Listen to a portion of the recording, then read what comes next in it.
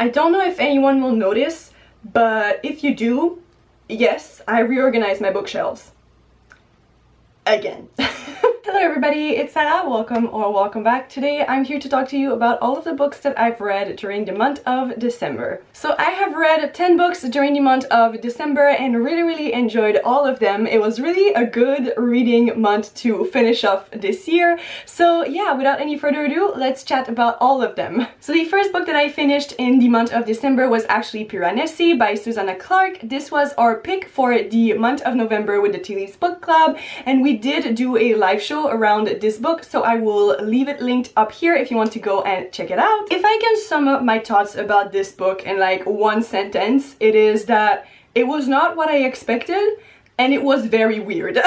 Basically, the premise of this story is that we follow our main character Piranesi, who lives in this very big magical house in which there's like oceans and millions of statues, and we follow him and his only other friend, the Other, as they are looking for a very big and mysterious knowledge of some sort, until one day they discovered that there might be another person in the house. This book completely took me by surprise because I was expecting it to go in a certain direction and it went completely the opposite way, and it was just very unsettling and not necessarily that entertaining or like that fun to read, because I always felt like I was reading something and I was missing all of the key elements that I needed to understand the story. Like, the way that I talked about it a little bit in the live show is that I felt like this book would be amazing to analyze and to like study in a class with a professor who could like explain to me basically what the heck was going on, because like there were so many like great metaphors and themes, and there were definitely a lot of references to certain mythologies and folklores that I'm slightly familiar with, but I felt like I really couldn't understand the story to its full extent, and so it made it like not really enjoyable to read because I was just like confused for most of the time, basically. Then the next book that I read was Graceling by Kristen Cashore. I am rereading the Graceling trilogy for the Graceling Along, which is a readathon that I'm organizing with Christine from the other Christine That Reads, and basically we're reading the entire trilogy before Winter Keep, the new book in the series, comes out in January. I'm so excited. It is less than a month away. I'm like dying of excitement. But in case you don't know, which would really surprise me if you've been following me here for a while, the Graceling trilogy now Quartet is one of my favorite series of all time, and basically it is a YA fantasy series in which we follow 3 different main female characters, so each book focuses on one of them, and in the first one we follow Katsa, who is a Graceling, which means in her world, in her fantasy world, that she has one very specific ability, and for Katsa that is that she can kill a man with her bare hands. And so she is used by her uncle the king to kind of go and do his dirty work until a prince comes into her kingdom and basically sweeps her away on an adventure. And this book was as good as all of the other times that I read it, and it was just so incredible to talk about it with all of my lovely co-hosts during the live show. So definitely go and check it out. I will leave it linked up here if you want to go and watch it. There is a non-spoilery section if you haven't read Graceling yet, but honestly, I highly recommend reading this series because it has been one of my favorite series of all time ever since I was 14, and it definitely holds up. It is full of romance, adventure, friendship, banter, all of it. It's just so good, and the buddy reading experience is definitely making it even better. Then I want to talk about the 3 remaining books that I had to read into the Great Library series by Rachel Kane. I finally completed this series. I had book 3, 4, and 5 to read. Respectively, they are Ash and Quill, Smoke and Iron, and Sword and Pen. I got them all from the library, so the only one that I have left is Sword and Pen, which is book number 5, so that's the one that I'm gonna be holding up.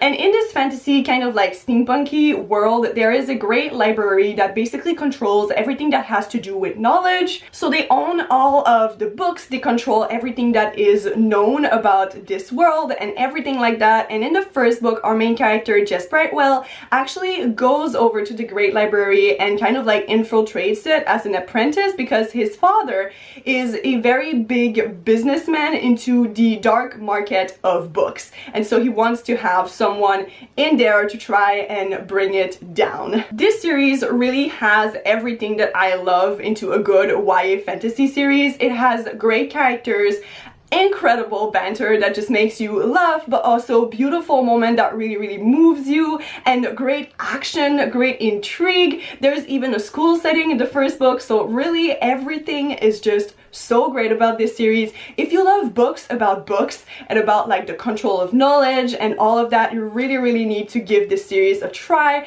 I don't know why it's not more popular on BookTube, because honestly it deserves so much more hype. It is just so much fun, and honestly if you're a character-driven reader like I am, you will completely fall in love with all of those characters because they are just so amazing. They're all my children and I love them so much, and yeah, I just absolutely enjoy my time reading this book series, and I definitely think that more people should give it a try. Then the next book that I read was Raybearer by Jordan Ifueko. This is the first book in a new YA fantasy series inspired by African folklore, and in this one we follow our main character Teresa, who has always longed for family. She has never really known her real mother because she was always absent, coming like just from time to time to see her in this house where she was completely isolated from everybody else. So when her mother actually decides to send her over to the city to try and be a part of the new prince's council, she is ecstatic because she knows that the relationship between the prince and the council members is always very close.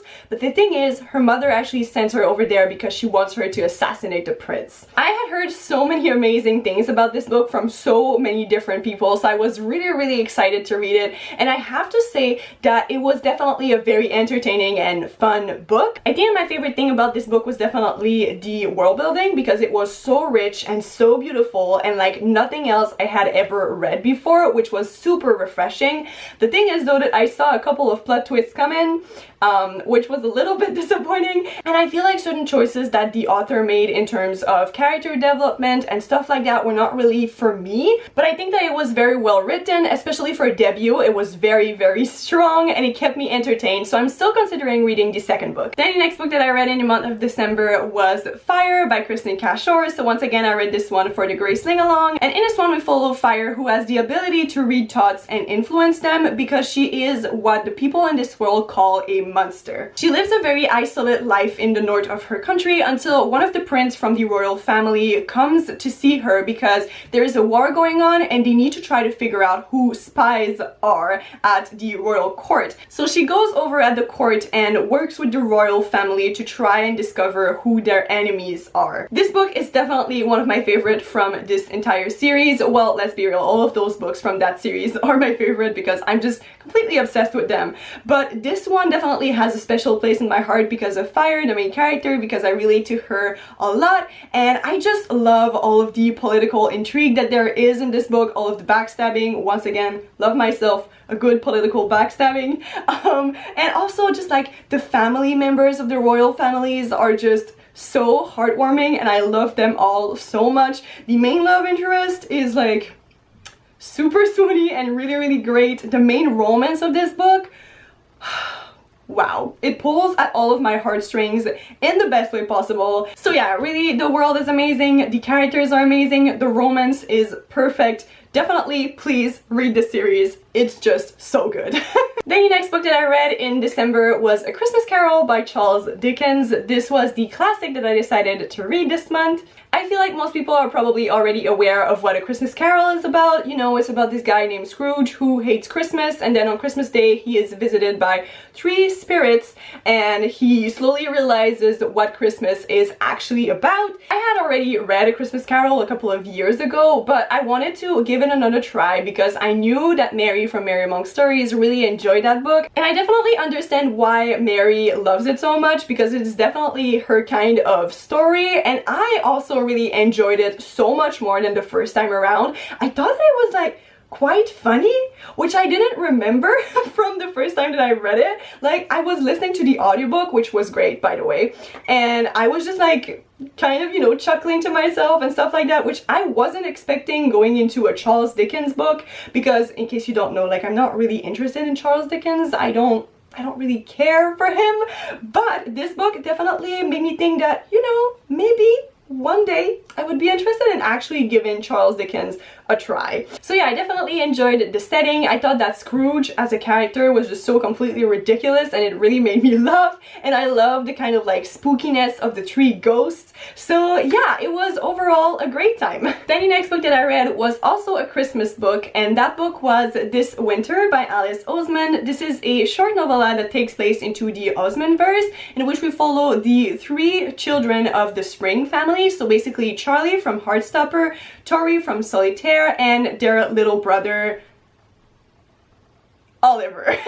This little novella basically takes place on Christmas Day, and we follow those three characters as they have to overcome different challenges during that day. And I really enjoyed this one. It talked about family and also just the relationship that certain people can have with Christmas. Like, for so many people, Christmas is the best time of the year and everybody just enjoys it, but it can also be pretty hard for certain people. I really loved all of the conversation surrounding mental health that there was in this book. I think that that is one of the things that Alice Oseman does the best. I just love it so much. So yeah, it was a really kind of like bittersweet story with a very beautiful ending, and I really enjoyed it. Also, there was a lot of Nick and Charlie cuteness in this book, and you all know how much I love Nick and Charlie and anything that has to do with them, so it was a great time. And then finally, the last book that I read during the month of December was Letters from Father Christmas by J.R.R. Tolkien. This was our pick for the month of December with the Tea Leaves Book Club, and I actually decided to read it on Christmas Day, which was